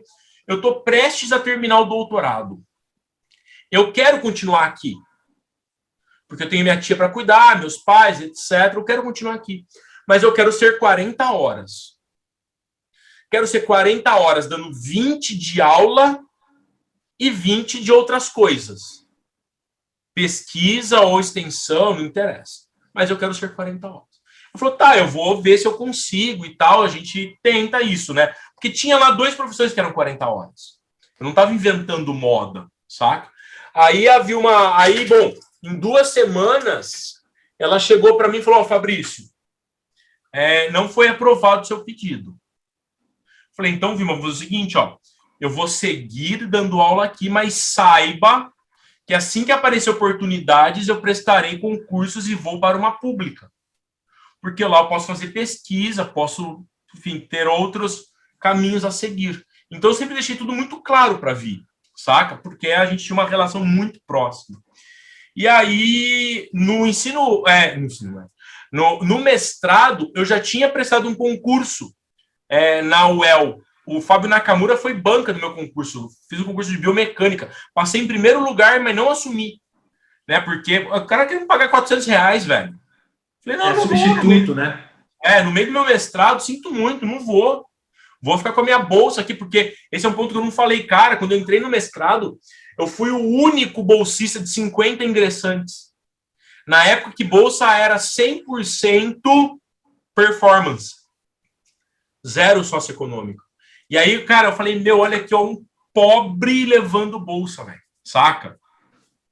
Por mérito, não por cota. Por mérito. Eu queria deixar muito claro que eu sou extremamente favorável à cota. Eu vi a mudança no ensino superior acontecer onde eu trabalho. Saca? Eu entrei na primeira vez aqui na faculdade, eu falo isso sem medo. Primeira vez que eu entrei na faculdade aqui em 2009, a sala tinha 10, 12 pretos. Hoje eu entro na sala, tem metade, velho. Metade preto, metade branco. Sabe? Falou, a minha sala de aula aqui, onde eu trabalho, a minha, do meu curso, representa a distribuição da sociedade. Saca? Não interessa os meios, porque a gente já observou, já tem estudo mostrando que quem entra por cota tem um desempenho igual na graduação. Saca? Então, cara, o meu curso mudou a forma, a medicina aqui tem cota, saca? Então, assim, óbvio que tem o humano, né? Um monte de gente que... Aqui tem um monte de polaco, um monte de alemão e tal, o cara chega e mete lá que ele é cotista por racial. Desculpa, cara. Boca fina, nariz fininho, tá ligado? Cabelo amarelo, não pode. E aí, bom, vamos voltar para lá. Então, eu cheguei para a Vilma e falei, Vil, eu vou prestar os concursos. Aí, na época, eu prestei esse aí de Londrina, no mestrado, né? E aí, depois, eu prestei vários concursos. Eu prestei entre USP e Unicamp, eu prestei 3 concursos. Fui reprovado nos 3. Quando eu me dei conta que não, cara, os caras não me querem. Saca? Cada um com uma história diferente. Vou contar uma só rapidona, tá? Fui fazer o concurso na Unicamp Limeira, FCA. O concurso era para primeiros socorros, aprendizagem motora e lutas. Beleza? Primeiros socorros eu fui PAD, apoio didático lá, durante 3 anos na faculdade. Dei aula com professores, tenho capítulo de livro, saca? Eu tenho uma experiência muito grande em primeiros socorros na área de educação física. E aí eu falei, bom, primeiros socorros está dominado para mim. Tenho as aulas, sei o que é, não sei o quê. Lutas, não vou nem discutir. Aprendizagem vou ter que estudar. Aí eu sentei, estudei e tal, não sei o quê. Fui para o concurso. Primeira fase do concurso. Projeto, análise de projeto, saca? Para ser professor universitário. Qual era o projeto de pesquisa que você ia desenvolver? Primeira fase. O meu projeto de pesquisa era com judô, saca? Eu queria avaliar a aptidão física de lutadores de judô, estratificar por nível e tal. Vou falar aqui, não tem nenhum tipo de problema com ele. O Antônio Carlos Gomes me reprovou. A banca toda, mas o Antônio foi o cara que mais crítica fez ao meu projeto na época. É aquele papo que eu disse esses dias atrás. Quem bate, esquece. Saca? Quem apanha, nunca mais vai esquecer. Exato. Sabe quem que passou nesse concurso? Não vou falar o nome agora, por causa da exposição. Foi um cara que não sabia nada de luta, não sabia nada de primeiros socorros, não sabia nada de aprendizagem motora, e tudo que fez foi futsal. O cara levou a vaga. Eu falei, não, os caras me querem, tá muito evidente. Né? Bobo sou eu de ficar querendo entrar num lugar que não me querem. Aí eu faço um monte de briga, desavença. Não quero, saca? Aí eu prestei 3 concursos na mesma porrada. Prestei em Jundiaí, na ESEF. Prestei na Unifesp, São Paulo, né, Santos. E prestei na UFPEL, aqui em Pelotas. E aí eu passei nas 3 e acabei escolhendo vir para Pelotas. Escolhi largar tudo e vir para cá, construir a minha vida aqui. Então, foi assim que eu cheguei até o ensino universitário público, né, como docente. Nossa, aí vim para cá. E por que você saiu, se era tão cômodo para você, por exemplo, ficar em Santos, que é bem perto e tal? Por que por que ir, na verdade? Por que ir para Pelotas, que é um lugar mais distante? Então, assim, ó, na época, eu era coordenador junto com um camarada, com o Emerson, de um grupo de lutas. E aí, a gente estava crescendo como grupo de lutas. E aí eu passei no concurso e falei, Emerson, o que tu acha melhor para a gente como grupo? Eu ficar aqui em Santos ou ir para Pelotas? Ele falou, se você for para Pelotas, a gente aumenta a nossa capilaridade. Aumenta a abrangência do grupo. Esse foi o primeiro motivo. O segundo motivo foi que Santos estava muito no começo. Não tinha nem estrutura ainda. Estavam alugando quadra, saca? Tava uma bagunça. Eu fui lá conhecer o campus para conversar, manja? E aí eu falei, não, aqui tá ruim para ser alocado para trabalhar de verdade. Porque muita gente tava lá, trabalhava na Unifesp São Paulo, manja, já era cria.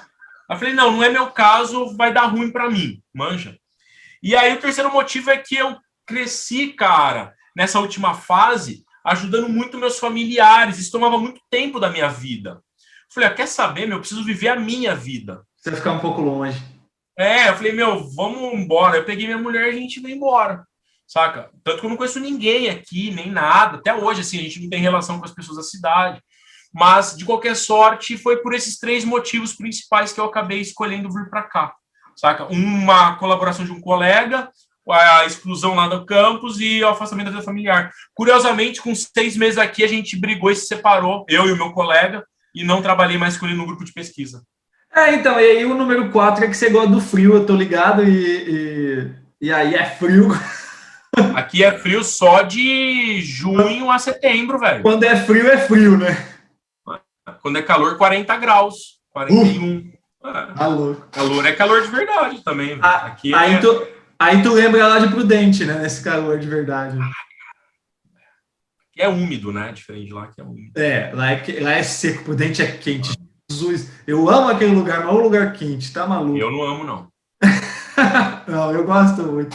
Fabrício, eu sempre falo sobre isso.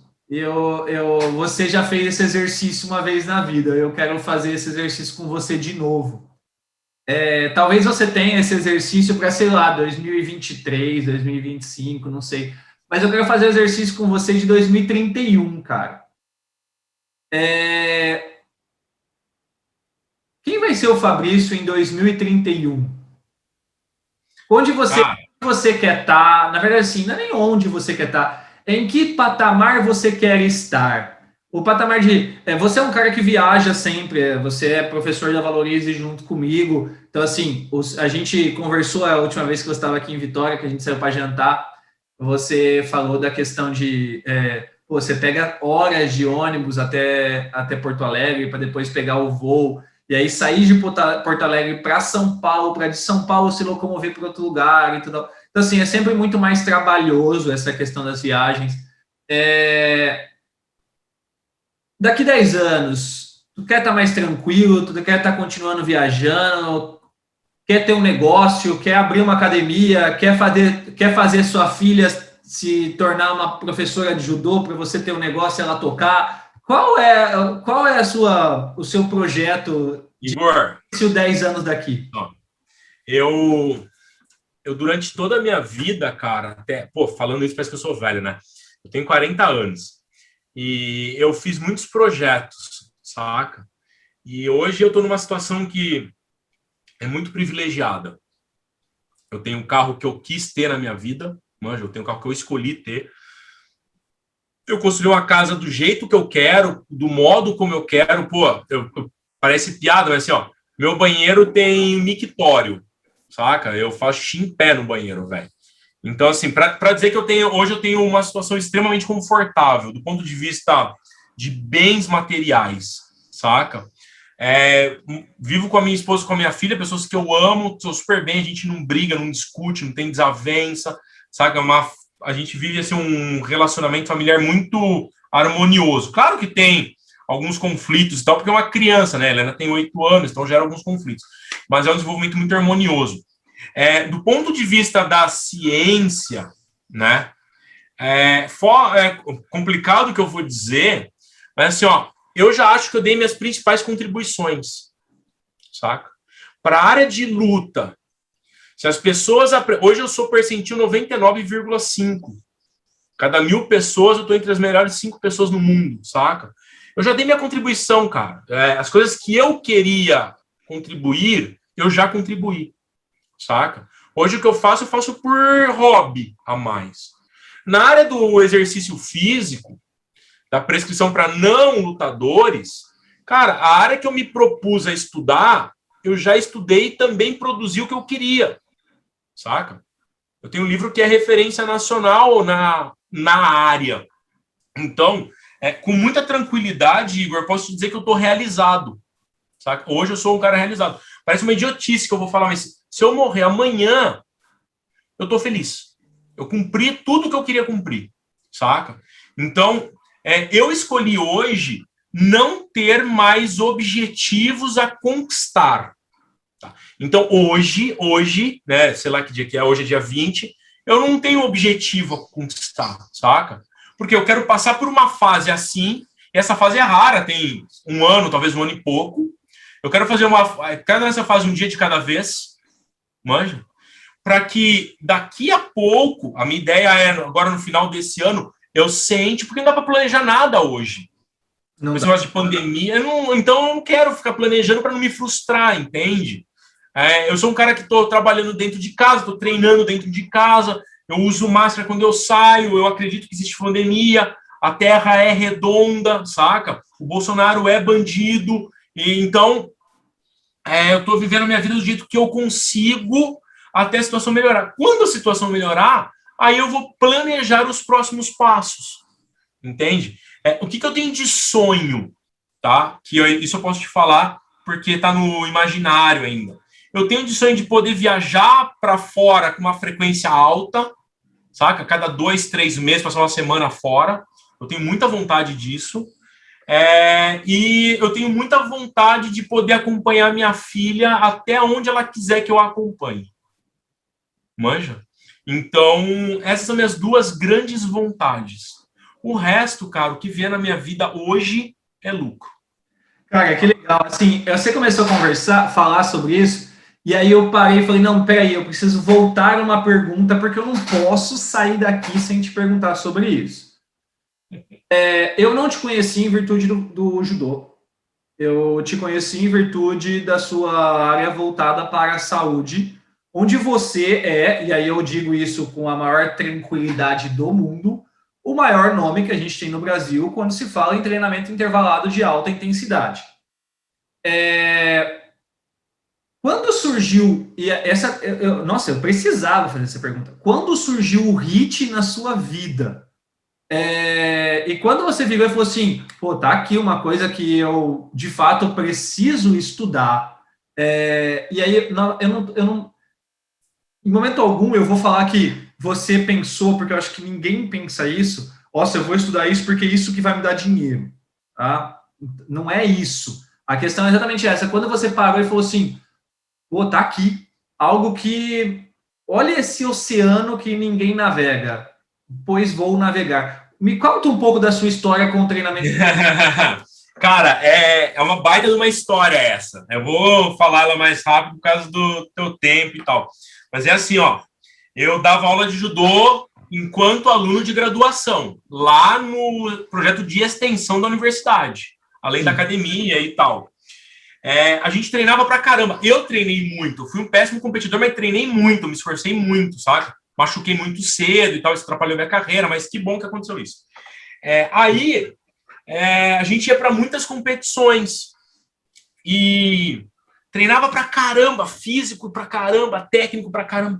E os meus alunos, e eu também, a gente se cansava demais, cara, sabe? A gente ficava todo zoado, mesmo treinando forte, a gente sempre se cansou muito. Eu me cansava muito quando eu era aluno do Stanley, eu era muito bom em entrar os golpes, mas eu me cansava demais. Eu não entendia, eu treinava certo, fazia tudo que pediam. E aí um dia, vou encurtar, né, a gente tinha um projeto de extensão, diferentes alunos de ensino superior treinando. Eu dava aula só para alunos de ensino superior, de cada curso diferente, lá dentro da educação física eu dava aula de judô para eles. E muitas dessas pessoas não querem competir, não querem lutar, saca? Querem ir lá e se divertir e tal. Mas eu obrigava todo mundo que poderia ir numa competição. Eles tinham que ir pelo menos para ver o ambiente competitivo, para ajudar os colegas no aquecimento, no chaveamento, olhando as outras lutas, saca? Eu obrigava que participassem, porque isso foi trabalho depois de um TCC subsequente meu. O ambiente competitivo ensina muito. Muito. Né? E aí acontece que eu estava num dia numa competição em Paulínia, conhece Paulínia, obviamente. Sim. E aí eu estava na arquibancada gritando para um aluno. E aí, sem brincadeira, cara, deu um start na minha cabeça. Foi eureka. Eu cheguei para 2 alunos e falei, vocês agora, na próxima luta aqui, comecem a cronometrar. Eu tô falando, cara, isso é 2001, 2002, tá? 20 anos atrás. Falei, vocês comecem a cronometrar os tempos de luta. Tá, mas tá lá o tempo, professor Sensei. Falei, não. A hora que o árbitro falar Hajime, lutem, você solta o cronômetro. Quando ele fala Mate, você para, anota e você solta o cronômetro e cronometra quanto tempo ele vai ficar parado no Mate. Beleza? Entenderam? E aí, 2 universitários da Unicamp, a chance de errar era muito pequena. Manja? E aí, todo mundo da nossa equipe que entrar para lutar, e eu tinha tipo 10, 12 caras lutando, alguns faziam 3, 4 lutas, vocês vão anotar essas coisas. E aí os caras começaram a anotar, plá, e eu comecei a olhar no relógio, assim, ter umas ideias de tempo, manja? E isso foi no domingo. Peguei o material, os papéis lá tudo zoado, levei para casa, passei a noite inteira colocando tudo numa sequência só, saca? Independente de quem era. Ah, lutou 20, parou 7, lutou 30, parou 15, independente de quem era. Cheguei no domingo, fiz isso em casa, segunda-feira eu dava treino, segunda, terça e quinta. Segunda-feira eu cheguei no treino e falei, galera, o lance é o seguinte, aquece aí à vontade, hoje só pau vai comer. É só luta. E aí eles se aqueceram e tal, cumprimentaram, separou as luvas. O lance é o seguinte, ó, quando eu falar Hajime, luta, quando eu falar Mate, para. Luta como se não houvesse amanhã e para de fazer tudo, beleza? Simples assim, não tem muito como errar. Prepara, peguei minha folhinha, velho. E fui no cronômetro na folhinha, saca? Hajime, Mate, Hajime, Mate. Cara, deu 5 minutos, os caras caíram todos. Saca? Assim, exaustos. Eu parei, olhei pra ele e falei, cara, eu descobri a chave do processo. Especificidade, né? A chave do processo. Até então, cara, eu já praticava judô. Em 2001, eu já praticava judô há 20 anos. Nossa. Saca? Então, eu nunca tinha ouvido falar disso até aquele momento. Pode ser que o Aurélio Miguel treinasse assim, sei lá, mas eu nunca tinha visto isso na minha vida. E aí, cara, eu parei e falei, descobri a chave. Saca? Aí eu conversei com os colegas lá da Unicamp, a gente começou a estudar isso de modo incipiente. O que a gente começou a estudar? Padrão de luta, esforço e recuperação nas lutas. Aí eu ouvi a palestra do Denadai sobre isso, manja, esforço intermitente, mas já com treino. Aí eu comecei a fazer os treinos baseados na temporalidade. Saí de treino de luta para treino de entrada de golpe, treino de disputa de pegada, baseados na temporalidade. E fui avançando nessa pegada. Aí uma hora eu fui consultor da Confederação Brasileira de Judô, trabalhei com o atleta olímpico de judô e tal, como auxiliar do Emerson. Aí chegou uma hora e falei, cara, não dá dinheiro. Então, diferente do que tu tá falando anteriormente, não dá dinheiro, velho. Saca? Eu tô falando para um monte de pobre que não paga para treinar. Não paga personal trainer, não paga preparador físico, saca? Eu preciso ir para uma área que tenha mais reconhecimento, não era grana, que tenha mais reconhecimento. Aí eu comecei a ler sobre exercício intermitente e o treinamento intervalado na área do esporte, manja? E aí foi um pulo para cair na área da saúde, escrevi as minhas primeiras revisões, saca? Com o Vitor e com a Leoni e tal, e depois foi seguindo. E aí nessa área que eu vi que tinha um campo mais fértil. Só que tem um viés nessa perspectiva, Igor. Por quê? Quando eu comecei a estudar de forma mais ampla, tentar entender os métodos, os tipos, as variáveis, foi a época que eu também entrei no Instagram. Então, assim, saca? Não, é óbvio que é cômodo eu dizer, não, foi porque eu mudei que eu ganhei amplitude, mas eu comecei a aparecer mais também, entende? E que antes eu entrei no Instagram super tarde, 2014, quase 2015. Então, super tarde para mim, né, como formador de opinião, né? Então, foi assim que eu comecei a estudar treinamento intervalado de alta intensidade. Entendi. A partir do judô, então, que você trouxe para cá. E aí você foi consumir na fonte, cara? Porque, assim, agora... Não, inclusive, deixa eu fazer um parênteses. No curso HIIT 10P, né, no treinamento que eu faço online, 10 passos para dominar a pressão treino intervalado, eu conto isso com detalhes numa das aulas. Porque muita gente fica me perguntando, né? Eu conto com detalhe, mostro as fotos das primeiras registras, é muito legal. Pode falar. Não, então, eu ia falar assim, nesse momento que você vem mudando, assim, você foi beber água da fonte, tipo, dos caras lá de fora que trabalhavam com intervalado e tal. Qual sua relação com esses caras que já trabalham com intervalado voltado à saúde por muito tempo? Tá. É assim, eu tenho um hábito, de quando eu quero estudar um assunto, eu tento entender a linha de raciocínio. Então, eu começo desde a primeira evidência que eu tenho acesso. Por exemplo, no doutorado, eu trabalhei com aptidão física de lutador de judô. Cara, eu traduzi um monte de texto de coreano, japonês, chinês, pagava traduções e tal. Então, eu recuperei tudo que eu podia. Quando eu comecei a trabalhar com treino intervalado, a mesma coisa. Eu comecei a pegar todos os artigos que eu tinha acesso, os primeiros estudos. Eu tenho um artigo do Arbol Hill, cara lá do VO2, prêmio Nobel, de 1924. Sabe? Já fazendo exercício intermitente. E aí eu fui lendo e reconstruindo. Eu não converso muito, porque é um meio acadêmico que tem muito ego, saca? Muito brilhantismo. Pode falar. Não mas é isso.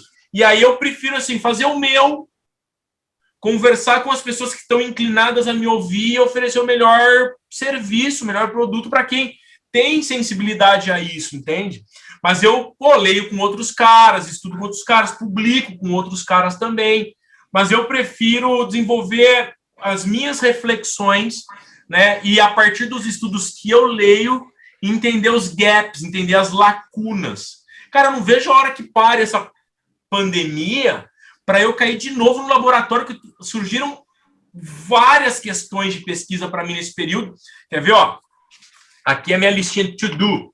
Tudo que está em preto, azul ou cinza é proposta de estudo que eu já sistematizei, saca? Para poder conduzir assim que a gente voltar.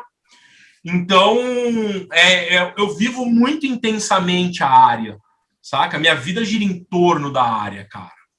Então, foi assim que eu me aproximei do HIIT e continuo lendo, estudando. Os artigos que eu te mostrei aqui são artigos de treino intervalado de alta intensidade, né? Ambos para grupos especiais, né? Para cardiopata e para doente em UTI, manja. Então, eu fico estudando isso o tempo todo, cara. Minha vida gira em torno de estudar sobre exercício físico. Hoje eu estudo mais sobre HIIT, porque é o que eu me aproximo mais. Mas, final de semana eu fiquei estudando sobre calistenia, saca? Igor, tu não sabe o quanto de coisa eu descobri sobre calistenia, cara. Hoje, tranquilamente, eu posso ficar falando sobre calistenia durante um turno. Não, mas eu acho sensacional. Eu sempre falei isso, assim. Foi meu primeiro trabalho de faculdade, calistenia. É muito doido. Que a gente teve que fazer um trabalho de faculdade para contar a história da calistenia, e aquilo me marcou e eu falei, caramba, é demais calistenia, assim. E que a gente não. Em Natal, eu sei que existe box que é só de calistenia, cara. Com repercussões muito legais. Alunos meus que já trabalharam, não sei se estão trabalhando lá ainda, mas já trabalharam nesse box, Então, é algo que tem muito de intervalado também, tem muito de intervalado. Que se a gente for puxar esse assunto aí, eu vou ficar conversando contigo sobre ele, porque eu estudei o troço agora. Cara, mas, Fabrício, a gente está 2 horas, então eu vou ter que acabar. Mas, cara, que demais, muito obrigado. Eu não tinha dúvida que essa conversa ia ser isso, porque você esteve aqui há 1 mês e pouco, quase 2 meses atrás, a gente jantou 2 noites seguidas, e aí eu vou te contar uma coisa que você não sabe, obviamente. A hora que a gente deixou no hotel e a gente voltou para casa, a Pri virou e falou assim: é muito maluco a gente olhar em rede social e ver o Fabrício, e aí depois a gente está jantando com ele. Nossa, é tão legal. Aí eu dei risada e falei, cara, eu sou amigo das pessoas que eu admiro. Então, saiba que essa admiração minha por você só aumenta, porque a gente concorda em muita coisa, a gente não concorda em outras coisas, e eu gosto de você, e eu sei que você gosta de mim, da mesma forma, independente do que a gente concorda e discorda. Então, cara, muito obrigado por aceitar, muito obrigado por fazer parte desse projeto legal de bater papo, de contar um pouco da sua história, de se emocionar, de me emocionar, por ver que você é esse grande cara que só tem a crescer ainda mais nos próximos anos, porque você não consegue ficar parado, eu sei disso. Valeu, Igor. Muito obrigado pela atenção. Espero ter correspondido às suas expectativas. Um grande abraço para ti, para a tua audiência. E precisando é só chamar. Estou aqui, meu. Pessoal, muito obrigado. Não esqueça de curtir, não esqueça de compartilhar e de se inscrever no canal. Toda segunda-feira a gente tem vídeo e tem os cortes também que vão acontecendo durante a semana. Um abraço a todas. Até mais.